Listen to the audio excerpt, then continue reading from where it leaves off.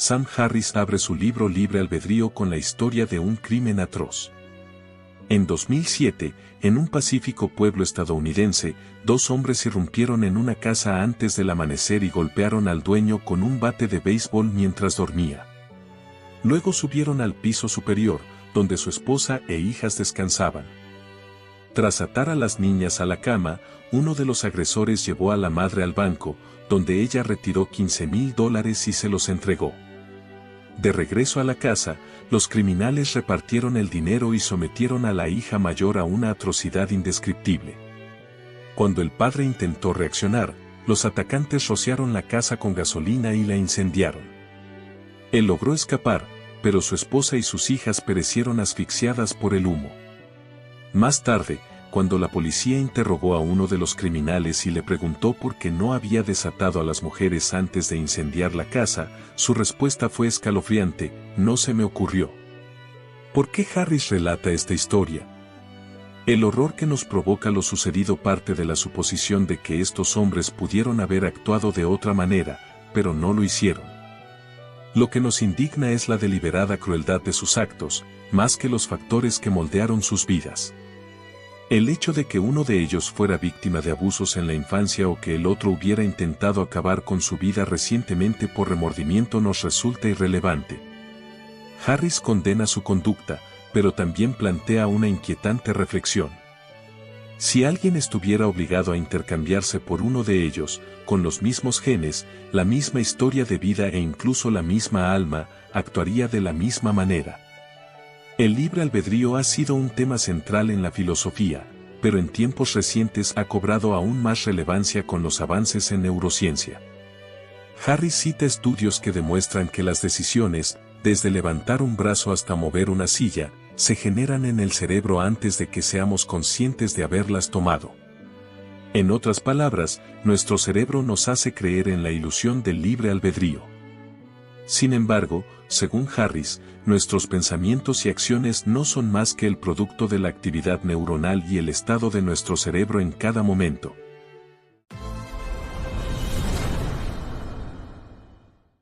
Si somos lo que somos, no podemos ser de otra forma. En nuestro cerebro ocurren innumerables procesos que no controlamos, de la misma forma que no controlamos el latir del corazón ni la respiración.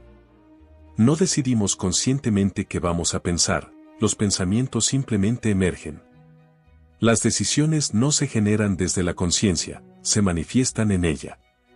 Ahora bien, si una gran parte de nuestros pensamientos y acciones son el resultado de nuestra herencia biológica y emocional, ¿cómo podemos considerar a las personas responsables de sus actos? Harris sostiene que sus ideas no eximen al criminal de sus crímenes. Ciertamente, debemos tratar de manera distinta a quien asesina a un niño y a quien provoca una muerte accidental en un accidente de tráfico. Sin embargo, afirmar que el abusador o el asesino podrían haber actuado de otra manera implica que tenían la libertad de resistir sus impulsos. Pero, dado que los estados de su cerebro están condicionados por causas anteriores, de las que no son subjetivamente conscientes, ¿cómo podrían haber tomado una decisión diferente? Y si esto es cierto, ¿cómo podemos culparlos? Si realmente somos simples instrumentos de la biología, ¿cómo podemos asumir responsabilidad moral y qué implicaciones tiene esto para nuestro sistema judicial penal? Aunque el libre albedrío sea una ilusión, está claro que nuestros actos pueden tener consecuencias tanto beneficiosas como perjudiciales. Desde la perspectiva de la justicia penal, esto nos lleva a pasar del castigo a una evaluación más profunda del riesgo. Según Harris, algunas personas deben ser aisladas y representan una amenaza para los demás, pero la moral tradicional vinculada al crimen ya no se sostiene.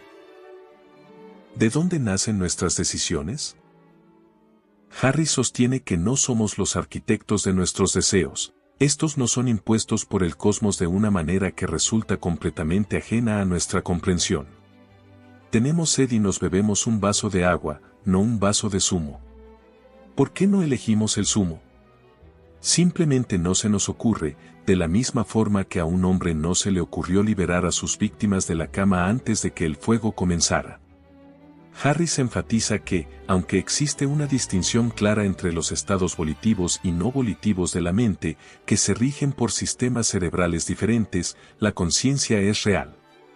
Sin embargo, el hecho de que experimentemos una deliberación consciente no implica que tengamos libre albedrío, ya que, como señala, no sabemos lo que queremos hacer hasta que surge la intención. La noción de libertad presupone que la agencia humana debe estar mágicamente por encima de la causalidad física y que nuestras intenciones conscientes son la prueba de nuestro libre albedrío. Si bien es cierto, admite Harris, que nuestras intenciones revelan mucho sobre quiénes somos, el origen de esas intenciones permanece completamente misterioso.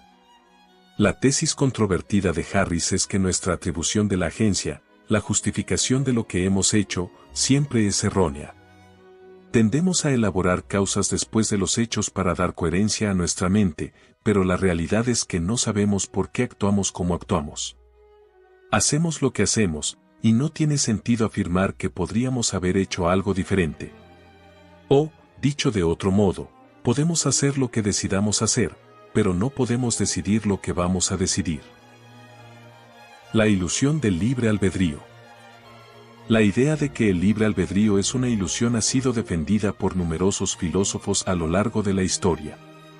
Schopenhauer la rechazaba tajantemente, mientras que Plotino, siglos antes, afirmaba que todas nuestras ideas están determinadas por una cadena de causas previas. Nietzsche, en Más allá del bien y del mal, escribía: Nunca me cansaré de subrayar un hecho pequeño pero terco: el pensamiento llega cuando él desea, no cuando yo deseo. Según Nietzsche, la idea de un ego con voluntad propia es un mito. Más acertado sería hablar de las cosas que uno hace, entendiendo por ello una mezcla de sensaciones, emociones y sentimientos. Harris considera que la noción de libre albedrío es una consecuencia de la religión, cuya principal función es proporcionar consuelo psicológico. Sin embargo, plantea una cuestión importante: ¿la conciencia de la ilusión del libre albedrío reducirá la calidad de nuestra vida? Es una pregunta subjetiva, y Harris solo puede hablar desde su experiencia. Según él, esa conciencia no ha hecho más que aumentar su compasión por los demás y disminuir su sentido de orgullo o derecho. Esto se debe a que no se puede afirmar que sus logros sean realmente suyos, sino el resultado de factores como su educación, sus genes, la época y el lugar en el que nació. Explica que la conciencia de que el libre albedrío es una ilusión no le ha hecho más fatalista. Por el contrario, ha agudizado su sentimiento de libertad, pues no ve sus esperanzas, temores y demás de forma tan personal e inmutable. Harris practicó durante años la meditación trascendental, cuya finalidad es disolver la sensación de un yo sólido e inmutable. En su obra se refleja claramente la influencia de esta práctica. Asimismo, el budismo, cuyo énfasis en la causalidad es fundamental, considera que nuestra vida está determinada por actos previos, incluyendo nuestras existencias pasadas, de las que nunca seremos conscientes. El karma se manifiesta, independientemente de que creamos o no en el libre albedrío. El mensaje de Sam Harris es claro: nuestros actos son el resultado del estado de nuestro cerebro en cada momento, que a su vez está condicionado por causas anteriores. Por lo tanto, culpar a las personas por ser lo que son resulta inútil. Deseo que este video te haya resultado valioso. En ese caso, sugiero que te suscribas al canal para ver más contenido de este estilo. Hasta pronto.